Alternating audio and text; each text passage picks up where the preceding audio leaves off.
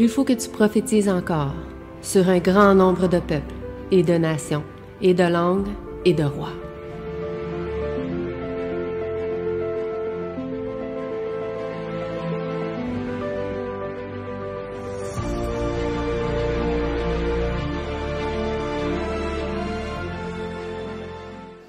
Tout récemment, je ne me trompe pas, cette nuit, même qu'il neigeait tout à l'heure un peu ici, à Terrebonne.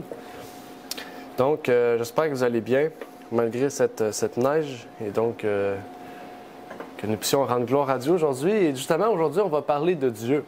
On va parler plus précisément de son Fils. Et vraiment, l'image, j'ai trouvé vraiment cette image-là assez belle. On voit vraiment que le Père a guidé son Fils dans sa marche sur Terre, et c'est un peu ça que ça m'a fait penser, donc j'ai voulu vraiment le mettre. Et aujourd'hui, on va vraiment on pourrait dire se conceptualiser, ou plutôt, on va se concentrer exactement, je vais préciser, on va se concentrer sur le mot « envoyer ». On va se concentrer sur ce mot, okay? Parce que ce mot, c'est pas n'importe quoi. En fait, dans la Bible, il y a, je n'ai pas le nombre exact, il doit y avoir à peu près entre 40 et 60 textes bibliques qui nous disent Dieu envoya son Fils ou le Père envoya son Fils. Okay? Donc, c'est juste qu'on on va se concentrer sur ce mot pour voir en fait que cette doctrine de la Trinité, cette idée en fait de dire que Jésus n'est pas réellement le Fils de Dieu, en fait, serait une absurdité. Parce que la Bible nous dit clairement que Dieu envoya son Fils. Dieu a bel et bien envoyé un autre être, en fait. Dieu ne s'est pas envoyé lui-même. Okay? Puis il était à la fois au ciel. Okay? Dieu a réellement envoyé son Fils. Okay? Et c'est ça qu'on va voir. Dieu envoya son Fils.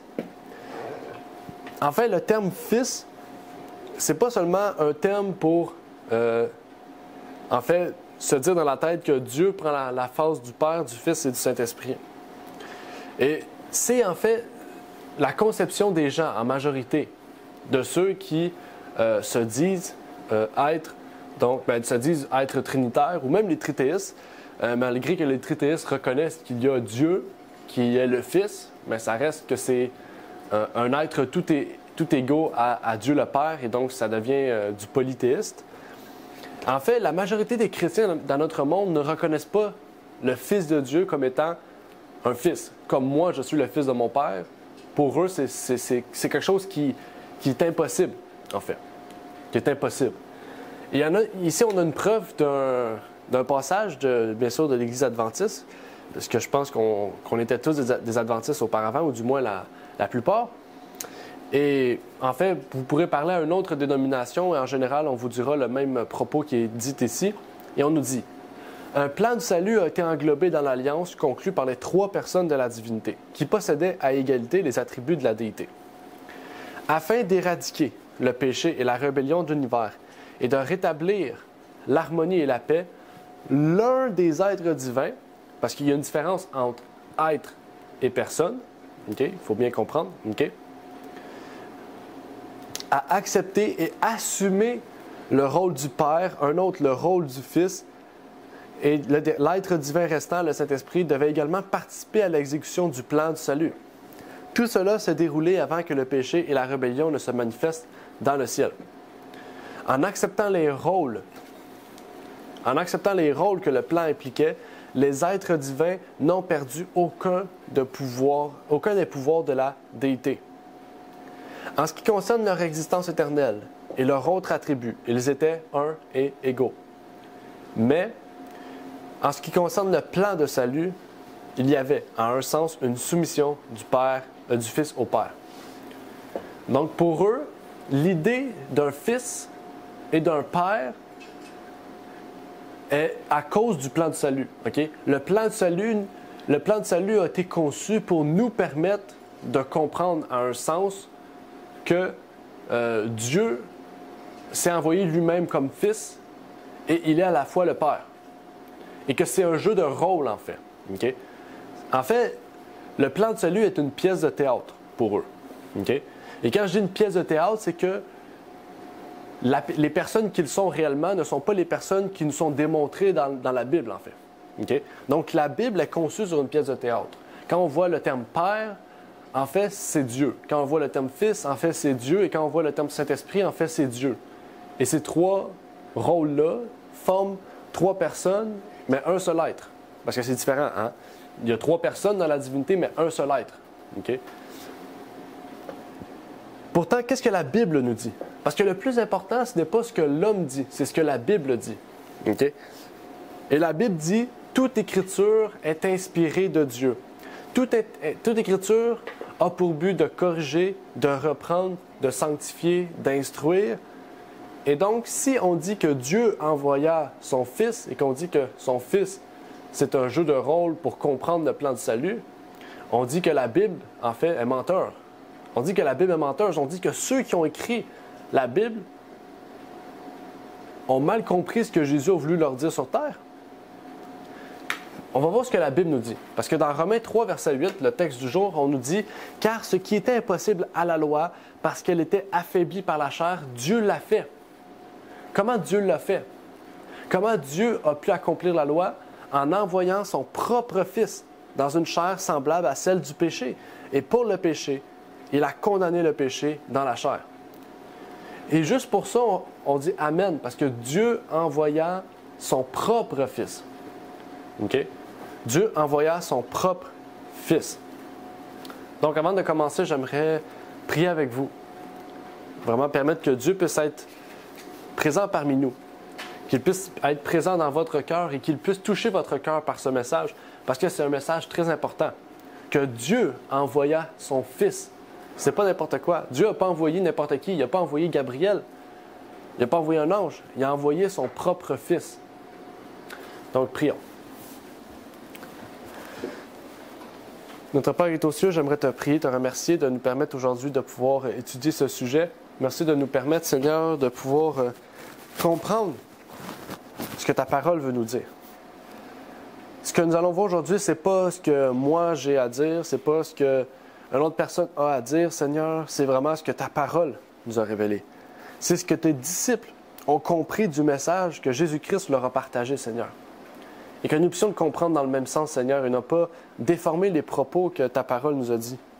Et que tu puisses toucher le cœur de tous ceux et celles qui sont sincères, Seigneur, et qu'ils puissent voir, Seigneur, que tu as réellement un Fils, Seigneur. Un Fils que nous ne pouvons pas comprendre comment il a été engendré, Seigneur. Mais tu nous as révélé ta parole qu'il nous fallait seulement comprendre qu'il avait été engendré. Peu importe la manière dont il l'avait été, ta Bible nous dit tu as un Fils et tu l'as engendré. Puisses-tu nous accorder, Seigneur, ta bénédiction. Accorder ta bénédiction aussi à tous ceux et celles, Seigneur, qui comprendront ce message et, Seigneur, qui doivent comprendre ce message parce que c'est un message salutaire, Seigneur. Puisses-tu donc nous bénir, c'est ma prière au nom de ton Fils Jésus-Christ. Amen. Aujourd'hui, on va prendre tous les versets auxquels il est question du mot Fils. Nous allons les explorer, les exploiter aussi, exploiter, comprendre. On va vraiment tout prendre pour comprendre le plus possible. Est-ce qu'il s'agit d'un jeu de rôle ou est-ce qu'il s'agit d'un thème réel qui nous permet, de un, comprendre l'ordre dans le ciel, de deux, de comprendre vraiment pleinement le plan de salut.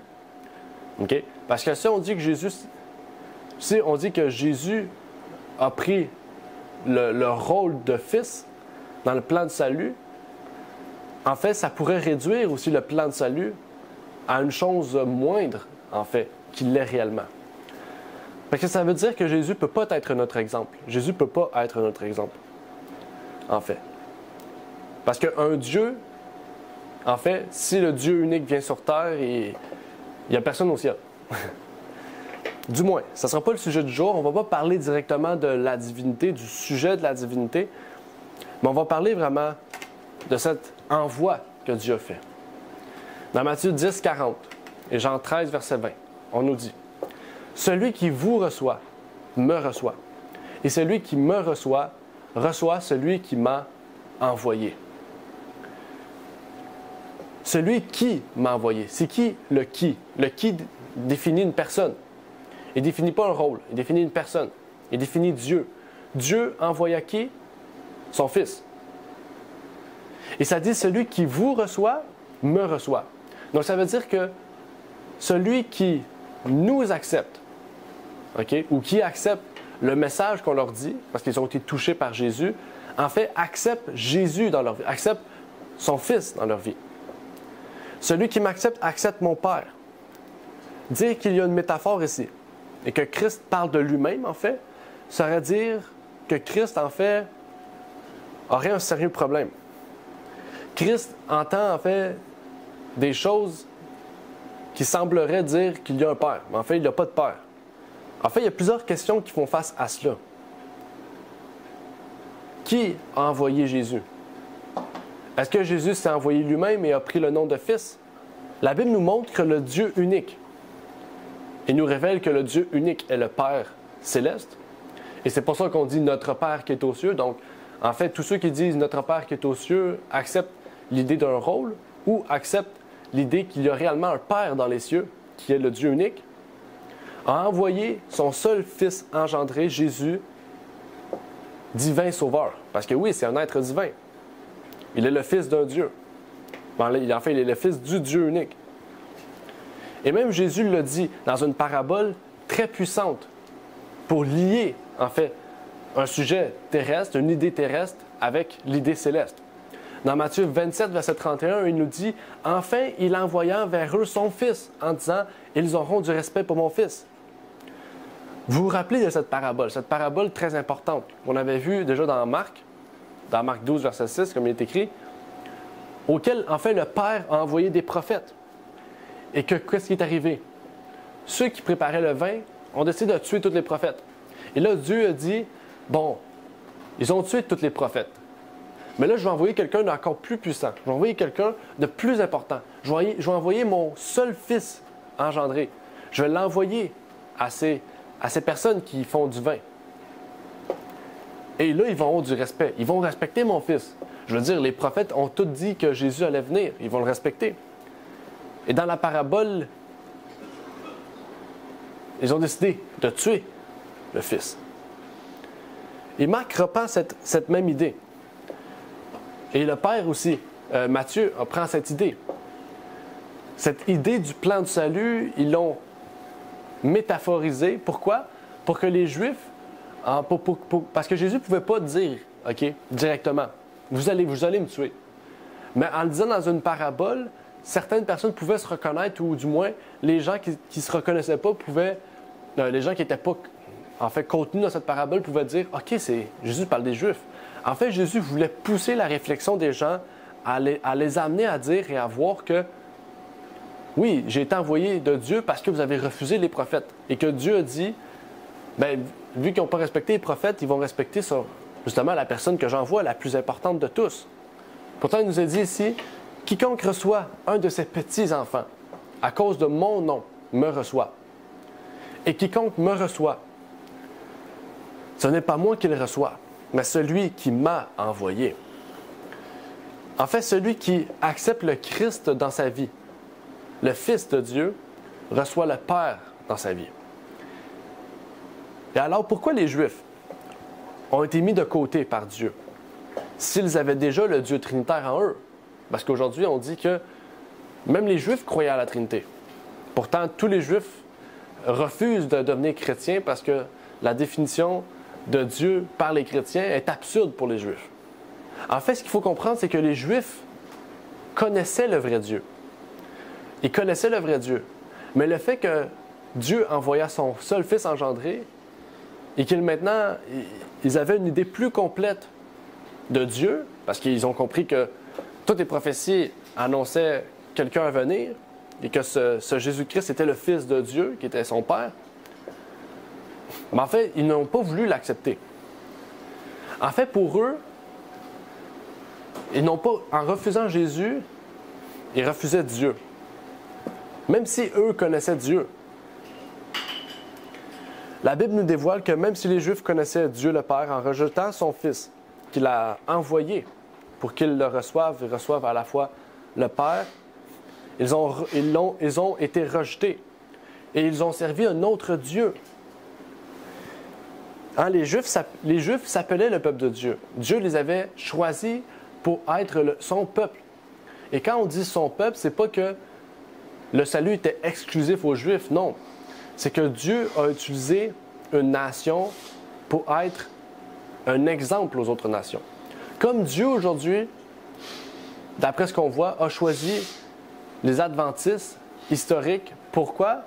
Pour être un exemple devant les autres nations. Okay? Mais ça ne veut pas dire que tous les adventistes historiques sont sauvés. Hein? On en a la preuve dans la Bible. Ce n'est pas tous les Juifs qui ont été sauvés. Hein? En Babylone, la plupart des Juifs se sont retrouvés à Babylone et ont été perdus. Okay?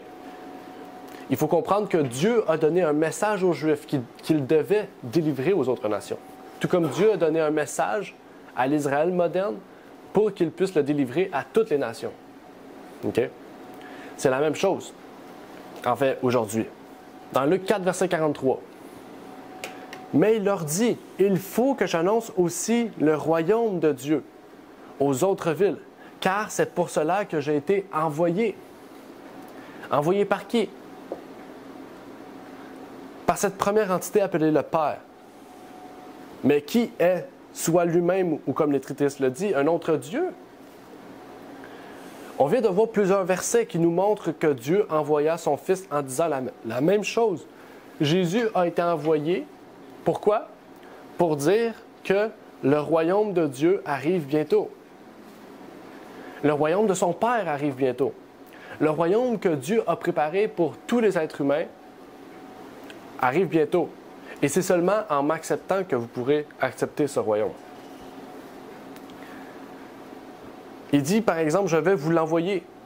Mon peuple va l'écouter. En envoyant mon Fils, ils vont écouter sa voix qui dit que son royaume arrive bientôt. Il va vous annoncer le royaume que je vous ai promis, un royaume céleste. Telle est sa mission, en fait. Et c'est ça qu'il nous dit un peu plus loin dans Luc 10, verset 16, en disant « Qui vous écoute, m'écoute. Et qui vous rejette, me rejette. Et qui me rejette, rejette celui qui m'a envoyé. » On voit, il y a une linéarité, en fait. Okay? Dieu a envoyé son Fils pour que son Fils annonce aux nations et que ceux qui ont accepté son message l'annoncent aux autres. Et l'effet inverse revient. Ceux qui refusent, ceux qui l'annoncent, refusent Jésus, et ceux qui refusent Jésus refusent celui qui l'a envoyé, son Père. Il y a un ordre, en fait, dans tout. Okay? Il y a un ordre. Il y a un ordre. C'est pas une hiérarchie, en fait. Okay? Il faut comprendre, il y a une différence entre une hiérarchie et un ordre. Dieu a un ordre, en fait. Chacun a un travail différent. OK? Et c'est dans cet ordre-là que Jésus s'est soumis au Père. Parce que son Père, c'est lui qui l'a engendré. Et c'est là que Dieu a dit, que Jésus a dit, « Je vous envoie comme disciples. » Et il a dit, s'ils vous rejettent, ils vont me rejeter. Et s'ils me rejettent, ils vont rejeter mon Père. Le Père a envoyé le Fils pour une mission et le Fils a envoyé ses disciples pour une mission, qui est répertoriée dans Matthieu 28, versets 18 à 20. C'est la même chose, en fait, que ce que le maître de la vigne a dit dans Luc 20, verset 13. Le maître de la vigne dit alors, « Que ferai-je? Après avoir envoyé tous les prophètes, j'enverrai mon Fils, bien-aimé. Peut-être qu'en le voyant, ils le respecteront. » En fait, si l'idée d'une relation père-fils se résumerait dans des paraboles, on pourrait dire que oui, cette idée de relation père-fils voudrait nous permettre de comprendre davantage.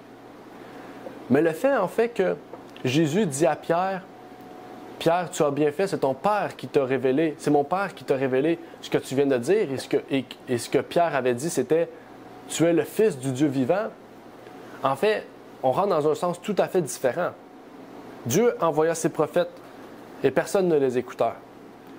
Et peut-être qu'en envoyant son Fils bien-aimé, ils le respecteront et l'accepteront.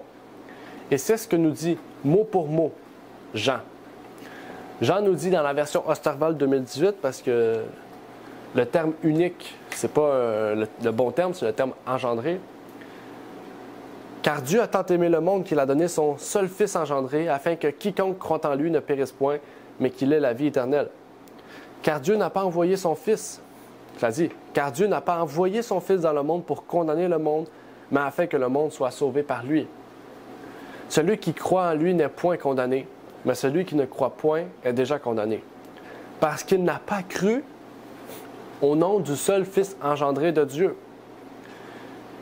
Dieu a envoyé, ou on pourrait dire aussi, Dieu a donné au monde son Fils, pour chacun d'entre nous. Mais aussi pour le monde qui ne le connaissait pas, en fait. Et c'est là le point crucial, en fait. Le verset 18 nous dit du Fils, du seul Fils engendré de Dieu. Et le mot unique, comme on peut voir, est un mot qui est en français, qui est inexact, qui est pas précis, en fait, imprécis. Et en anglais, le mot unique est remplacé par le mot engendré. Et là, ça vient remplacer le terme exact, en fait, que les disciples ont reconnu. En fait, celui qui est condamné, il est condamné pour quelle raison?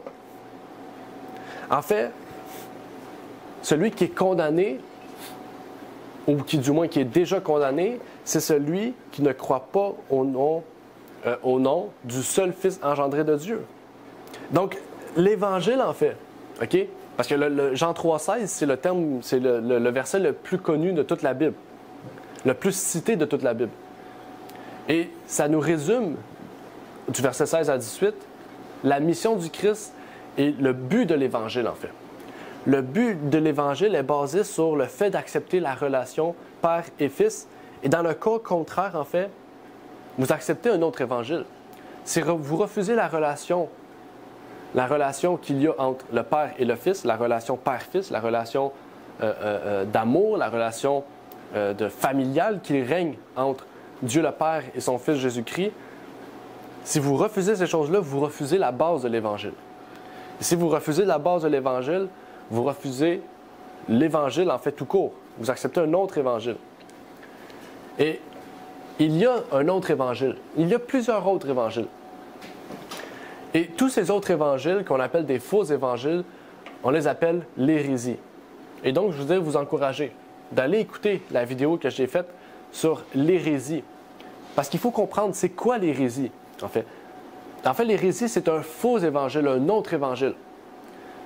Et détruire la relation qui règne entre le Père et le Fils, entre Dieu et son Fils, c'est enseigner un autre évangile. Et c'est pas moi qui le dis, c'est Galates. Galates 1, 6 à 9. On va relire, c'est le texte de base en fait du sermon sur l'hérésie qui nous dit « Je m'étonne que vous abandonniez si promptement celui qui vous avait appelé à la grâce de Christ pour passer à un autre. » À un autre quoi? Un autre hétéron. C'est pas hétéron, c'est hétéros. OK? Un autre hétéros. Hétéros, c'est un autre hérésie. OK? Un hétéros, c'est une hérésie. C'est le vrai terme. OK? Ça dit pour passer à un autre hétéros, c'est un autre type d'évangile. OK? Parce qu'il y a deux mots. OK? Il y a deux mots qu'il faut comprendre. Parce que, qu'est-ce qu'il faut comprendre, c'est que la Bible a été écrite en grec et en hébreu. OK? En grec et en hébreu, il y avait des termes spécifiques pour certains mots, comme en français, en fait, on a certains mots. OK? En français, il y a il ou elle, masculin, féminin. Okay? En anglais, il n'y a pas ces mots-là. Il ou elle, on utilise it, par exemple, c'est fini. She, OK, oui, she is, il existe. Mais il y a plusieurs mots en anglais qui n'ont pas de féminin masculin, tandis qu'en français, il faut conjuguer le mot, le nom, selon le déterminable, selon le ou la. Par exemple, en anglais, on n'a pas ça. OK?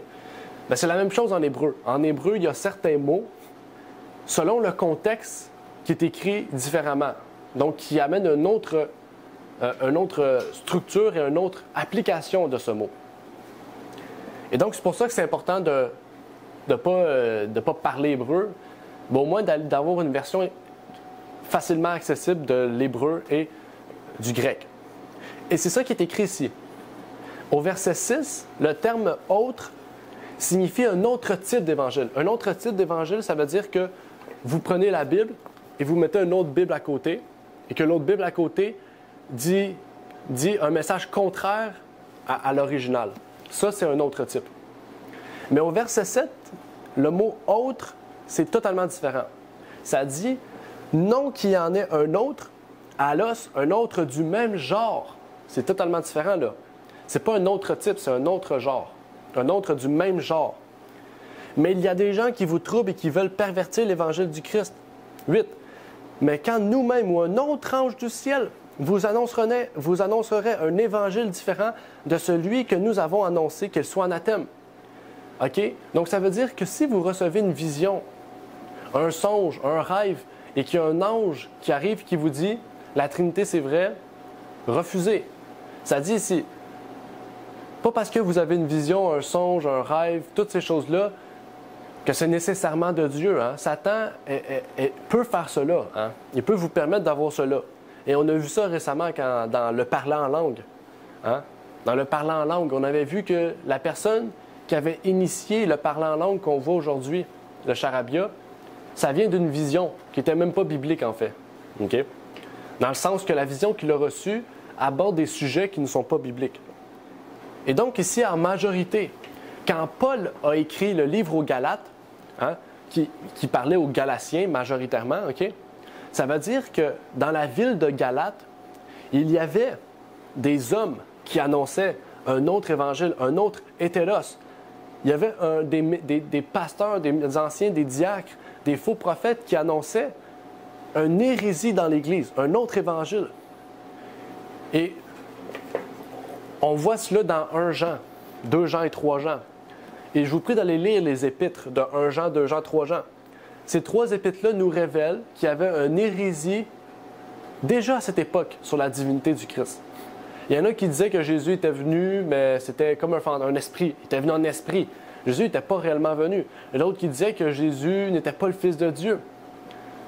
Déjà à l'époque de Jean, il y a des gens qui disaient que Jésus n'était pas le Fils de Dieu. Et la Bible nous dit qu'il faut qu'il soit anathème. Ça veut dire quoi?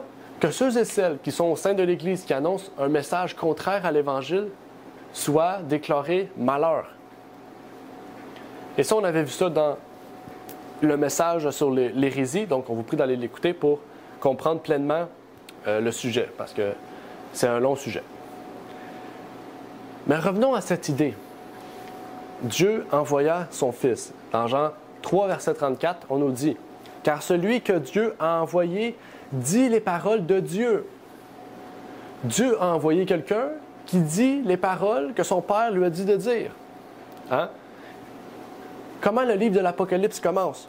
Le livre de l'Apocalypse, okay? Apocalypse 1, verset 1, nous dit « Dieu a donné un message à Jésus. Jésus l'a révélé au monde. Comment? En l'envoyant à son ange, et son ange l'a envoyé à Jean. C'est la même chose, en fait, que présentement. Dieu a envoyé Jésus-Christ sur terre en lui disant de dire cela. Et Jésus nous a donné cela, et nous a dit, dites cela. Et aujourd'hui, je vous dis ce que Jésus nous a dit, parce que son Père lui a dit de dire que Jésus-Christ est le seul Fils engendré de Dieu. Et tout comme Pierre, Jésus va dire à notre esprit et à chacun de nous aujourd'hui, ce n'est pas toi qui le dis, ce n'est pas toi qui l'as révélé, mais c'est mon Père qui est dans les cieux qui te l'a révélé. Amen. Christ dit en fait que ce qu'il a annoncé ne vient pas de lui, mais qu'il vient de son Père. Il disait, qu'est-ce que je vous dis? Si vous me refusez, ce n'est pas mon problème, bien, vous refusez mon Père. Et si vous refusez mon Père, vous ne connaissez pas réellement Dieu. Parce que si vous connaîtriez réellement Dieu, vous reconnaîtriez que je suis son Fils, engendré. Et c'est ce que Philippiens 2, verset 5 nous dit. Philippiens 2, verset 5 nous dit « Ayez les mêmes sentiments et le même esprit qui régnait en Jésus-Christ. » Qu'est-ce qui régnait en Jésus-Christ? L'esprit de son Père. Et Jésus-Christ nous a dit « Maintenant que j'ai vaincu, je vais aller au ciel pour que je puisse être en vous, comme mon Père était en moi. » C'est bizarre quand même que dans tout cela, ça serait un jeu de rôle et que Jésus était sur terre et que son propre esprit soit en lui. Mais pourquoi nous spécifier des choses absurdes? Il nous spécifie des choses qui ne sont pas absurdes. Il nous spécifie des choses pour que nous puissions voir dans sa vie ce qui peut nous arriver et ce qui doit nous arriver en fait. Son esprit doit venir en nous, tout comme Jésus reçut l'esprit de son Père en lui. Il veut en fait que nous puissions honorer son Père, tout comme nous puissions honorer son Fils. Dans Jean 5, versets 23 et 24, « Afin que tous honorent le Fils comme ils honorent le Père. Celui qui n'honore pas le Fils n'honore pas le Père qui quoi? Qui l'a envoyé. » Et il dit en vérité, il dit « Amen, Amen », parce que « Amen » veut dire en vérité. Hein? « Amen, Amen ». Je vous dis que celui qui écoute ma parole et qui croit à celui qui m'a envoyé a la vie éternelle. Il ne vient point en jugement, mais il est passé de la mort à la vie. Qu'est-ce qu'il dit ici? Il dit, si on n'a pas le Fils, on n'a pas le Père. Ça, c'est un point qu'on a compris. On a lu ce témoignage tout à l'heure. Mais Jean, chaque évangile a un but précis. Hein? Et l'évangile de Jean a pour but de révéler la divinité du Christ. Et quand on dit la divinité du Christ, vous avez compris, dans le mot divinité, il y a divin. Hein? Donc, si on révèle la divinité du Christ, c'est qu'on révèle que Jésus est Dieu, puisqu'il est le Fils de Dieu. C'est logique. Okay? Moi, je suis le fils à mon père s'appelle Dubois, donc je suis un Dubois. Okay? On pourrait prendre l'exemple avec toutes les personnes. Jésus est divin parce qu'il est le Fils du Dieu unique. Donc, il est divin. Il est Dieu. Mais Jésus lui-même a dit, il y a un seul Dieu. Donc, il se soumet à son Père, en fait, à l'autorité de son Père. Et il dit ici, parce que Jean, il va beaucoup plus loin, comme on a vu, Jean, c'est l'évangile de la divinité. Jean, c'est l'évangile qui révèle pleinement la divinité du Christ. Et il dit ici, il va plus loin en disant, si vous dites reconnaître Dieu et que vous ne reconnaissez pas qu'il a envoyé son seul Fils engendré, en fait, vous n'avez pas la vie éternelle. Vous n'aurez pas la vie éternelle. Et ça, c'est un témoignage fort. Jésus parle spécialement à ceux et celles qui acceptent Dieu dans leur vie. Okay? Il faut comprendre. Okay? Ici, Jésus ne s'adresse pas à tous ceux et celles qui sont dans le monde entier, qui, comme Paul a dit, peuvent faire les œuvres de l'Éternel sans connaître l'Éternel. Jésus s'adresse à ceux ici qui disent croire en Dieu, mais qui refusent Jésus, ou qui disent croire en Dieu, mais ne pas connaître réellement Jésus et enseigner donc une hérésie. Et ça, c'est ce qui fait que le témoignage de Jean est fort. Mais Jean ne s'arrête pas là et continue au verset 30, 36 et 38 en disant « Je ne puis rien faire de moi-même, je juge selon ce que j'entends. Et mon jugement est juste, car je ne cherche point à faire ma volonté, mais la volonté du Père qui m'a envoyé. Mais moi, j'ai un témoignage plus grand que celui de Jean. Car les œuvres que mon Père m'a donné d'accomplir, ces œuvres même que je fais, rendent de moi ce témoignage que mon Père m'a envoyé. » Donc encore plus, les 4 évangiles révèlent les œuvres que Dieu lui a dit de faire, que Dieu l'a envoyé sur terre. Et ça dit, « Et le Père qui m'a envoyé a lui-même rendu témoignage de moi. Vous n'avez jamais entendu sa voix, ni vu sa face. Et sa parole ne demeure pas en vous, puisque vous ne croyez point à celui qu'il vous a envoyé. » Donc là, il parle de l'Ancien Testament.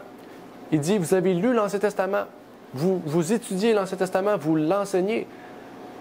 Mais le sujet principal de l'Ancien Testament, c'est que Dieu a promis d'envoyer une personne qui va sauver toute la planète de leurs péchés. Et en reconnaissant Jésus comme Fils de Dieu, comme seul Fils engendré, vous reconnaissez l'Ancien Testament comme étant vrai. Vous reconnaissez les promesses que Dieu a dit, les promesses de salut, du plan de salut qu'il a annoncé, et que l'Évangile, donc, s'est accompli. Et que maintenant, en fait, il nous permet d'avoir la vie éternelle. Et c'est là la chose importante qui est dit. Si vous ne croyez pas que Dieu a envoyé son Fils, vous n'avez pas sa parole qui demeure en vous. Et Jean 6, verset 63 nous dit quelque chose à propos de la parole. Qu'est-ce que la parole? Il dit, c'est l'esprit qui vivifie. La chair ne sert de rien. Les paroles que je vous dis sont esprit et vie. Attendez une minute. Jésus parle. Okay? On a ces paroles dans les 4 évangiles. Bien sûr, la parole de Dieu, c'est toute la Bible. Okay? Mais retournons dans le sens de la Bible où Jésus était à ce moment-là. Il nous parle des 4 évangiles. Il nous dit « Ce que je vous dis sont esprit et vie ». Et donc, si on refuse la relation père et fils qui existe entre Dieu et Christ, la filialité, okay, père et fils qui existe entre Dieu et Jésus, alors on refuse d'avoir l'esprit qui était en Christ. Et donc, on refuse la vie. Parce que la vie qui est dit ici, ce n'est pas la vie physique, c'est la vie éternelle. Bien, c'est une vie physique, mais une vie extérieure à la vie pécheresse qu'on a sur terre. Et en refusant les paroles de Jésus qui dit « Je viens vous annoncer le royaume de Dieu ». Le royaume de Dieu, c'est que vous acceptez moi comme étant le seul Fils engendré de Dieu. Et si vous le refusez, vous refusez l'Esprit qui est en moi, donc l'Esprit de Christ, et vous refusez la vie éternelle. En fait, il vient répéter ce que Jésus a élaboré un peu plus loin. Il vient résumer les propos que Jésus a dit au travers des évangiles. Aujourd'hui, on dit que ce n'est qu'une métaphore. Et je trouve que pour une métaphore, Jésus a mis beaucoup d'insistance sur le fait d'être le Fils et que nous devons croire au Père et que si nous ne croyons pas au Fils, nous n'avons pas le Père. En fait, même dire que le Fils était présent de toute éternité et donc qu'il est co-égal, co-éternel et coexistant avec le Père, c'est refuser le Fils, en fait. Hein? Parce que dans le terme « Fils », on retrouve le terme qu'il y a un début, un commencement. Okay? Et que le commencement était avant que le temps fût, donc de toute éternité. Et donc, la Bible nous dit, il nous définit bel et bien une seule compréhension sur la divinité, du Père, du Fils et même la compréhension du Saint-Esprit. On comprend qu'en Jésus régnait même l'Esprit de son Père. Et qu'en nous maintenant, on peut avoir l'Esprit du Christ si nous reconnaissons, comme Pierre le fait, tu es le Fils du Dieu vivant, le seul Fils engendré du Dieu vivant. Et dans Jean 6, versets 38 à 40, on nous dit aussi « Car je suis descendu du ciel pour faire non ma volonté, mais la volonté de celui qui m'a envoyé. » Regardez, on voit encore la filialité. Okay? Jésus est soumis au Père. Il fait la volonté de son Père. Mais c'est un choix égaux, en fait. Okay? Jésus s'est soumis au Père, mais Jésus a dit « Oui, je suis d'accord avec ce que tu as dit, c'est une bonne chose. » Mais il s'est soumis. Chacun a le droit on appelle ça le libre arbitre. 39. « Or, c'est ici la volonté du Père qui m'a envoyé. Que je ne perde aucun de ceux qu'il m'a donnés, mais que je les ressuscite au dernier jour. C'est ici la volonté de celui qui m'a envoyé, que quiconque contemple le Fils et croit en lui ait la vie éternelle, et je le ressusciterai au dernier jour. » Il nous montre encore une fois, Jésus nous montre que sans le Père, il ne pourrait rien faire en fait. Si Jésus n'aurait pas cette relation de prière avec son Père qui était au ciel pendant que lui était sur terre, en fait, Jésus n'aurait pas pu nous permettre aujourd'hui de nous tenir debout et de dire que nous pouvons avoir la vie éternelle. Nous avons accès à cette vie éternelle. En fait, Jésus a pu ressusciter par lui-même parce que Dieu avait mis en lui la vie. Et là, pour amener comme appui, je vous prie d'aller lire Jésus-Christ à la page 786, auquel c'est l'ange qui est allé voir Jésus. La Bible nous le dit aussi. L'ange est allé vers Jésus et il a dit « Lève-toi, ton Père t'appelle. » Et Jésus s'est levé. Donc Jésus a pu se ressusciter parce que son Père lui a donné la vie en lui-même. Okay? Souvent on dit c'est le Père qui l'a ressuscité. Non, Jésus s'est ressuscité parce que justement, il avait la vie en lui-même. Mais c'est Dieu qui a dit maintenant, lève-toi là. Et à cause de cela, à cause qu'il avait la vie en lui-même, il nous permet aussi d'avoir la vie en nous-mêmes. Dans le sens que quand Jésus va dire maintenant, levez-vous mes enfants, je vous appelle, on va se lever. C'est quand même incroyable. Et il dit dans Jean 6, 44, « Personne ne peut venir à moi si le Père qui m'a envoyé ne l'attire. » Ça nous rappelle encore ce que Pierre a dit. Pierre a dit, je reconnais que tu es le Fils du Dieu vivant. Et Jésus a dit quoi? Il a dit, qu'est-ce que tu as dit? C'est pas moi qui l'ai révélé, c'est mon Père. Ça veut dire qu'en Pierre régnait l'Esprit du Père. Hein? Ça veut dire que Pierre a accepté Jésus-Christ comme son Sauveur et comme le seul Fils engendré de Dieu parce que son Père était en lui, par son Esprit. Et c'est là, en fait, qu'on voit le Père l'a attiré à lui. Le Père a attiré Pierre à Jésus. Et là, on pourrait se poser la même question. Si en fait le Père n'est pas réellement le Père et que Jésus n'est pas réellement Jésus et que les deux personnes qui étaient là, présents, et que lui, la personne qui était en Pierre, n'était pas réellement une personne, mais c'était un seul être éternel qui forme la Trinité, quel esprit a décidé d'attirer Pierre vers cette idée de Jésus ou cette idée de Fils? Une bonne question que je ne pourrais pas répondre puisque ce n'est pas moi qui a précisé cette doctrine-là. Mais la Bible nous révèle toutes ces choses. La Bible nous révèle que l'Esprit du Père est en Pierre. Et il l'a dit ici, « Comme le Père qui est vivant m'a envoyé et que je vis par le Père, ainsi celui qui me mange vivra par moi. »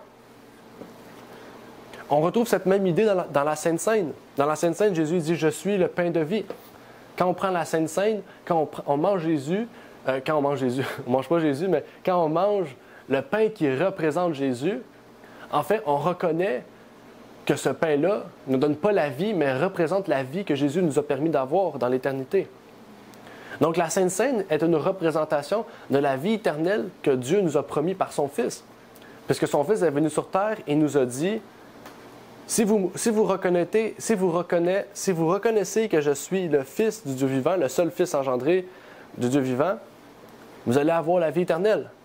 Parce qu'en moi règne, et mes paroles sont esprit et vie. Et on voit en fait que le Père donne au Fils, le Fils donne aux disciples et le disciple donne au monde. Et c'est quelque chose de vice-versa en fait. Dans Jean 7, 16, 18, Jésus leur répondit, « Ma doctrine n'est pas de moi, mais de celui qui m'a envoyé. » Encore une fois. Celui qui parle de son chef cherche sa propre gloire, mais celui qui cherche la gloire de celui qui l'a envoyé est digne de foi. Et il n'y a point d'injustice en lui. Exactement, amen. Chaque évangile a son approche de la vie du Christ. Jean est un livre très spécifique sur la divinité du Christ. Car nous ne nions pas le fait que Christ soit divin, et ce livre nous parle aussi de la relation étroite entre Dieu et son Fils. En fait, si Christ serait à la fois le Dieu Tout-Puissant, il parlerait en fait de sa propre gloire, étant son propre chef. Vous comprenez ce que je veux dire en fait? Jésus, comme on dit ici, Jésus parle de deux personnes. Il dit, si je parle de mon propre chef, je me glorifie. Je recherche ma propre gloire. Tout comme en fait, par exemple, un ouvrier va parler au nom de son patron quand son patron va lui dire quelque chose. Il ne va pas s'approprier ses propos. Jésus fait la même chose. Il ne s'approprie pas ses propos parce qu'il est soumis au Père et que c'est son Père qui lui a donné ses propos. Donc, on voit, en fait, dans cette doctrine-là, il y aurait des contradictions. Jésus serait venu sur terre, en fait, par orgueil. Ça serait presque ça. Mais pourtant, la Bible nous révèle le contraire.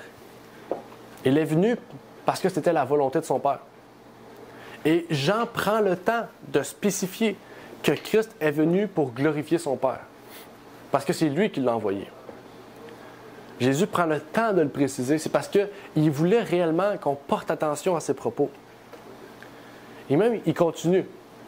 Dans Jean 8, 26, 29 et 33. Et Jésus s'écriait donc dans le temple, enseignant et disant, « Vous me connaissez et vous savez d'où je suis. Je ne suis pas venu de moi-même, mais celui qui m'a envoyé est véritable. Et vous ne le connaissez point. Moi, je le connais, car je reviens de sa part, et c'est lui qui m'a envoyé. » C'est pourquoi Jésus leur dit, « Je suis encore avec vous pour un peu de temps, et je m'en vais à celui qui m'a envoyé. » Exactement. Jésus précise, il parle vraiment de quelqu'un, là. Jésus ne parle pas d'un rôle, il parle de quelqu'un. Et Jésus démontre bien qu'il savait très bien la raison pour laquelle il était venu sur terre. Il savait très bien qu'il était venu non pas pour l'éternité, mais pour un certain nombre de temps. Pour nous permettre à tous et à chacun d'accéder à la vie éternelle. Il sait très bien en fait que le Père l'a envoyé. Il sait ce qu'il dit. Il ne dit pas n'importe quoi. Et comme nous savons que Dieu est notre Père et que Christ est celui qui veille sur les enfants que Dieu lui a confiés, parce que c'est ce que la Bible nous dit. La Bible dit que Dieu lui a confié ses enfants. Okay? Donc c'est pour ça qu'Ésaïe dit Père d'éternité. Okay? Parce que justement, le plan de salut, en fait, le plan de salut révèle que Dieu a donné l'humanité à Jésus. Okay? Donc oui, Dieu est le Père de l'humanité, mais Jésus est celui qui s'occupe, qui veille sur les enfants que Dieu lui a légués. Donc il est tout aussi un Père pour nous, en fait, qui veille sur nous. Et dans Jean 8, 16 et 18, on nous dit « Et si je juge, mon jugement est digne de foi, car je ne suis pas seul, mais avec moi est le Père qui m'a envoyé. C'est moi qui rends témoignage de moi-même. Le Père qui m'a envoyé rend aussi témoignage de moi. » Jésus encore reconnaît sa filiation, sa filialité avec son Père. Mais au verset 18, on dirait qu'il dit quelque chose de différent. Là, il dit « C'est moi qui rends témoignage de moi-même, puis mon Père rend témoignage de moi. » On dirait ici qu'il se contredit avec le verset 16. En fait, Jésus témoigne de lui-même, parce que la mission que son Père lui a donnée est de faire comprendre aux gens le témoignage qui avait été donné dans l'Ancien Testament. Vous comprenez? Okay? Jésus dit lui-même « Je suis le Fils de Dieu ». Et son Père témoigne aussi de lui-même. Donc Jésus témoigne de lui-même et son Père témoigne de lui-même dans l'Ancien Testament. Et le contexte du chapitre 8 au complet nous permet d'en arriver avec cette même conclusion que je viens de vous dire. Dans Jean 8, verset 26, verset 29 et verset 42, on nous dit « J'ai beaucoup de choses à dire de vous et à condamner en vous, mais celui qui m'a envoyé est véritable. Et les choses que j'ai entendues de lui, je le dis dans le monde. Celui qui m'a envoyé est avec moi, et le Père ne m'a point laissé seul, parce que je fais toujours ce qui lui est agréable. » Jésus leur dit, « Si Dieu était votre Père, il a bien dit, si Dieu était votre Père, vous m'aimeriez, parce que c'est de Dieu que je suis issu, et que je viens, car je ne suis pas venu de moi-même, mais c'est lui qui m'a envoyé. » En fait, Jésus ici nous fait un parallèle avec les 144 000. Hein? Il dit, ils suivent l'agneau partout où il va. Ils portent son nom sur leur front. Il dit ici, je ne suis pas venu ici pour moi, et par moi, mais parce que mon Père m'envoie. Il dit que le Père est en lui, par son esprit. C'est quelque chose de logique. En fait, un être physique ne peut pas être dans un être physique. Et il dit même que si vous croyez réellement en Dieu, okay, qui est le Père, vous auriez cru aussi en moi. Parce que je suis son Fils et qu'il m'a envoyé. Et que logiquement, si vous avez bien lu l'Ancien Testament, vous aurez compris la personne de Dieu sans même l'avoir vu. Et quand je serai venu, vous aurez vu, en fait, Dieu. Okay? Dans le sens que Dieu et Jésus, ils sont dans leur nature, dans leur but, dans leur mission, dans leur caractère, ils sont pareils, en fait. Parce que les deux ont l'amour, en fait. Ils sont amour. Et c'est ça qui est un peu plus loin que Jésus a dit. Il a dit qu'il arrivera un temps, en fait, où ça ne sera plus le temps de dire tout ce que, en fait, je viens de dire. Il dit, pendant qu'il est jour, il faut que je fasse les œuvres de celui qui m'a envoyé. La nuit vient dans laquelle personne ne peut travailler. Jésus est demeuré sur terre 3 ans et demi. Bientôt, les Juifs allaient perdre cette grâce qu'ils ont eue, en fait, pendant des centaines et des centaines d'années, d'être le peuple de Dieu. On peut prendre l'exemple de Nicodème, de Joseph d'Arimathée, de Simon le lépreux, qui étaient 3 pharisiens qui reconnurent la messianité du Christ. Mais ce qu'ils ne reconnurent pas chez lui, du moins dans les textes bibliques, est la relation père-fils du Christ. Ils reconnaissaient la messianité du Christ, mais ils ne le reconnaissaient pas comme fils engendré de Dieu. Et tous les Juifs, en général, reconnaissaient cela. Il y a plusieurs qui reconnaissaient la messianité du Christ. Mais tant et aussi longtemps qu'ils ne reconnaissaient pas Christ comme étant le seul fils engendré de Dieu, ils ne pouvaient pas s'appeler chrétiens, en fait. Parce que c'est ça, le chrétien. La base de l'Évangile, la base du christianisme, c'est de reconnaître que Jésus est le seul fils engendré de Dieu.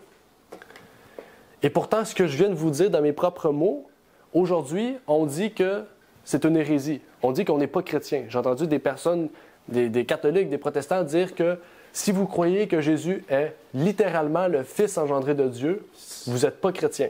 Puis pourtant, c'est la base de l'Évangile. Depuis tantôt, on a lu des textes, je pense qu'on en a lu 40. Puis Jésus n'arrête pas là, il continue. Hein? Puis même Paul aussi en parle. Et ça continue ici dans Jean 10, 36. Dites-vous que je blasphème, moi, que le Père a sanctifié et qu'il a envoyé dans le monde, parce que j'ai dit, je suis le Fils de Dieu? Regardez, même les Juifs disent que Jésus blasphème, parce que lui-même se reconnaissait Fils de Dieu. Et c'est ça, en fait, le point central de la crucifixion du Christ. Pourquoi Jésus a été crucifié? C'est pas parce qu'il se déclarait être Messie, c'est pas parce qu'il était venu sur terre, c'est pas parce qu'il venait de Bethléem, c'est parce qu'il se disait être le Fils. Fils. Important le mot Fils. Hein? Dites ça à tous les chrétiens. Dites à tous les chrétiens, pourquoi Jésus a été crucifié? C'est parce qu'il était le Fils. Okay? C'est parce qu'il se déclarait être le Fils de Dieu. Les Juifs l'ont entendu de leurs oreilles. Okay? C'est pas faux, c'est vrai. Jésus a dit, je suis le Fils. Fils. Okay? Filialité entre Dieu qui était au ciel pendant ce temps-là et que Jésus était sur terre. C'est à cause de ça. C'est parce que Jésus se disait être dans la divinité, en fait. Il se reconnaissait être dans la divinité. Et ça l'a choqué les Juifs. Parce que les Juifs disaient, mais non, il y a un seul Dieu. Il ne peut pas avoir un fils qui est semblable à Dieu. Il ne peut pas avoir un fils qui est divin, qui nous permet d'avoir la vie éternelle. Seul Dieu peut nous permettre de cela. Et donc, on va le crucifier. C'était ça, en fait. C'était à cause de la filialité père et fils que Jésus a été crucifié. Et c'est la même chose qui arrive aujourd'hui. Les chrétiens crucifient Jésus une seconde fois en refusant de croire que Jésus est littéralement le Fils engendré de Dieu. Et c'est ce que la Bible nous dit. En fait, ce qu'on a lu jusqu'à présent, c'est pas mes propres mots que je dis. Je lis le texte, puis j'en arrive avec les conclusions que le texte nous dit. C'est comme ça que la Bible nous dit, hein, qu'on doit étudier. La Bible nous dit, prenez tout texte, comparez-les entre eux. Okay? On ne peut pas arriver à une conclusion si on n'a pas pris tous les versets du sujet, puis poser une fondation, en fait. Jean 12, 44, 49. Celui qui croit en moi ne croit pas en moi, mais en celui qui m'a envoyé. Encore une fois, quand je n'ai point parlé par moi-même, mais le Père qui m'a envoyé m'a prescrit ce que je devais dire et annoncer. Et je sais que son commandement est la vie éternelle. Si tu crois en moi, tu crois au Père. Même chose. Si tu crois que je suis le Fils de Dieu, alors tu croiras qu'il y a un Père qui est Dieu et qui m'a envoyé. Puis c'est lui qui m'a dit de vous dire ça. Mais ils vous feront tout cela à cause de mon nom. Quel est son nom? Parce qu'ils ne connaissent point celui qui m'a envoyé. Jésus nous montre qu'ils vont nous persécuter. Car nous croyons que Jésus est le Fils de Dieu et ils penseront faire cela au nom de qui? Au nom de Dieu. Qu'est-ce qui va arriver là, pour la loi du dimanche, etc.? Il va y avoir ceux qui observent le sabbat, ceux qui observent le dimanche. Okay? Et ceux qui observent le dimanche vont dire, il faut tuer ceux qui observent le sabbat. Au nom de Dieu, on va le faire. Ils vont utiliser le nom de Dieu pour persécuter ceux qui observent les commandements de Dieu. La même chose ici. Ils vont dire, au nom de Dieu, on vous persécute parce que vous croyez à celui que Dieu a envoyé. Vous voyez, il y a une contradiction encore. Et c'est la même chose. Ceux qui ne croient pas au Fils de Dieu littéral nous persécutent. Ils disent qu'on est des hérétiques, qu'on parle d'une hérésie. Et pourtant, tout ce qu'on dit, ce n'est pas ce que moi je dis, c'est ce que la Bible nous dit. On va avancer un peu plus rapidement. Il y a encore plusieurs textes. On va lire les points importants. Verset 2. « Ils vous chasseront des synagogues.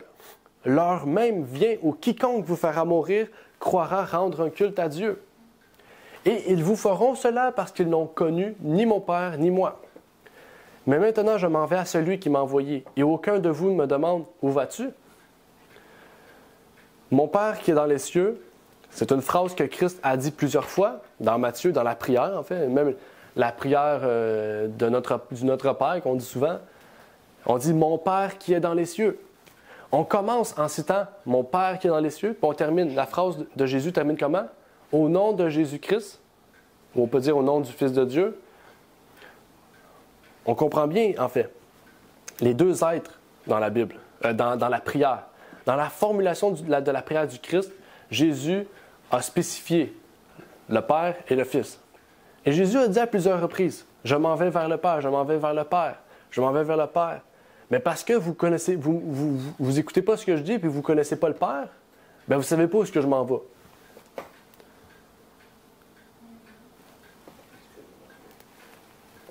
Dieu est assis dans un endroit précis. Okay? Paul a eu une révélation, je pense que c'est un songe, okay? Peut-être une vision. Je ne sais pas exactement, parce que je sais qu'il y a des grosses différences. Plutôt une vision, exactement. Il y a une vision. Et dans cette vision, il a été amené au 3e ciel. Puis au 3e ciel, on dit quoi? On dit que c'était le trône de Dieu. C'est ce que Paul dit. Il a vu le trône de Dieu. Okay? C'est là que Jésus s'en allait. Jésus, en fait, c'est pas un être qui se promène. Parce qu'on dit souvent, Jésus, je m'en vais rejoindre mon Père dans les cieux. Donc là, on dit, Jésus est partout. Dieu est partout dans le ciel. OK? Il est partout dans le ciel, en fait. Il se promène. Dieu, c'est un être physique. Okay? C'est un être tangible. Quand on va aller au ciel, on va pouvoir le toucher, lui parler, puis le voir. Mais en fait, tant aussi longtemps qu'on n'est pas des êtres parfaits, on ne peut pas le voir parce que Dieu a en horreur le péché. Mais Paul a eu une vision. Il n'a pas vu Dieu. Il a eu une vision où est-ce qu'il a pu aller où Dieu est, qu'on appelle le 3e ciel. Et c'est là que Dieu est. Dieu est assis sur son trône. Okay? Et il est assis sur son trône, puis il sait à quel moment exactement, en fait, qu'il va envoyer Jésus-Christ sur terre. Jésus lui-même ne le sait pas. Okay? La Bible dit, Jésus ne le sait pas, aucun ange, aucune personne, mis à part Dieu, le Père, le sait. Quand est-ce qu'il va envoyer Jésus-Christ? Ses disciples lui disent, « Voici maintenant, tu parles ouvertement et tu ne dis point de similitude. Maintenant, nous savons que tu sais toutes choses et que tu n'as pas besoin que personne t'interroge. C'est pour cela que nous croyons que tu es, quoi? Issu de Dieu. » Les disciples reconnaissaient que Christ venait de Dieu. Ils reconnaissaient sa filialité, Père-Fils. Ils reconnaissaient sa divinité, mais ils reconnaissaient sa puissance, qui leur serait donnée aussi quand il serait au ciel. Quand Jésus allait partir au ciel, il allait donner son esprit à tous ses disciples. « Or, c'est ici la vie éternelle, qu'ils te connaissent, toi, le seul vrai Dieu, et Jésus-Christ que tu as envoyé. Car je leur ai donné les paroles que tu m'as données, et ils les ont reçues. Et ils ont connu véritablement que je suis venu de toi, et ils ont cru que tu m'as envoyé. » La reconnaissance d'un seul vrai Dieu, le Père, et de Jésus-Christ, son Fils, fait partie de la vie éternelle, en fait. En fait, le plan de salut est basé sur cette filiation Père-Fils. Et Jésus marque la différence entre le fait d'être engendré et d'être envoyé sur terre par l'engendrement de Marie. Okay? Il y a une différence de cela. Jésus marque la différence. C'est deux choses totalement différentes et les disciples ont bien compris cela. Les disciples ont accepté la divinité du Christ, ont accepté que Jésus était engendré de Dieu. Et ils ont reconnu aussi que Jésus avait été envoyé par l'entremise de Marie pour être un homme comme nous sur terre. Et donc, c'est pour ça, en fait, qu'ils ont pu dire toutes ces choses-là. C'est parce que l'Esprit du Père est en eux. Il dit un point important ici, Jésus. « Comme tu m'as envoyé dans le monde, je les ai aussi envoyés dans le monde, afin que tous soient un comme toi, ô Père, tu es en moi et moi en toi, afin qu'ils soient aussi un en nous, pour que le monde croie que c'est toi qui m'as envoyé. Moi en eux et toi en moi, afin qu'ils soient parfaitement un et que le monde connaisse que tu m'as envoyé et que tu les aimes, comme tu m'aimes. Comme tu m'as aimé. » Il dit, « Père juste, le monde ne t'a point connu, mais moi, je t'ai connu. Et ceux-ci ont connu que c'est toi qui m'as envoyé. » Dieu envoya son Fils. Christ nous envoie dans le monde. Ils veulent être en nous par leur esprit et que nous puissions dire que Christ fut envoyé sur terre pour que le monde le reconnaisse comme Fils de Dieu. Et Jean a beaucoup de précisions à ce sujet, sur le fait que Dieu l'a envoyé. Et là, on s'en va vers la conclusion. Dans le livre de Actes aussi, les disciples ont reconnu tous ces faits, en disant « Afin que des temps de rafraîchissement viennent de la part du Seigneur et qu'il vous envoie celui qui vous a été annoncé auparavant, le Christ Jésus. C'est pour vous, premièrement, que Dieu, ayant suscité son Fils Jésus, l'a envoyé, pour vous bénir en retirant chacun de vous de ses iniquités. » Ça dit quoi? Et qu'il envoie celui qui vous a été annoncé auparavant, le Christ Jésus. Qu'est-ce qui avait été annoncé auparavant? Les prophètes ont tous annoncé la venue de Jésus. Et ça dit que celui qui sera envoyé comme pluie de la première saison, c'est Jésus-Christ par son Esprit. Romains 8, verset 3 et Galates 4, 4. Car ce qui était impossible à la loi parce qu'il était affaibli par la chair, Dieu l'a fait en envoyant son propre Fils dans une chair semblable à celle du péché, et pour le péché, il a condamné le péché dans la chair. Ça dit envoyant son propre Fils. Même Paul le reconnaît. Paul a vu Jésus face à face. Il n'a pas vu Dieu le Père, le Fils et le Saint-Esprit à la fois en une personne. Non, il a vu Jésus-Christ. Même que Paul le dit, quand il l'a vu, il dit « Est-ce-toi Jésus? Est-ce-toi éternel? » Puis là, Jésus a dit « Tu es celui qui me persécute. » Et là, Paul a compris qu'il était il était face à face avec Jésus. Dieu a en fait envoyé une personne pour être semblable à nous. Son propre Fils. Et c'est ce qui rend l'Évangile si puissant et véritable. C'est le fait que Dieu envoyait la seule personne semblable à lui qui avait été engendrée pour sauver, au risque de le perdre, la vie de pauvres humains comme nous. Parce que la race humaine, c'est une race misérable. La Bible nous-même nous dit dans Laodicée, vous êtes misérables, pauvres, aveugles et nus. Et pourtant, Jésus nous permet aujourd'hui d'avoir la vie éternelle.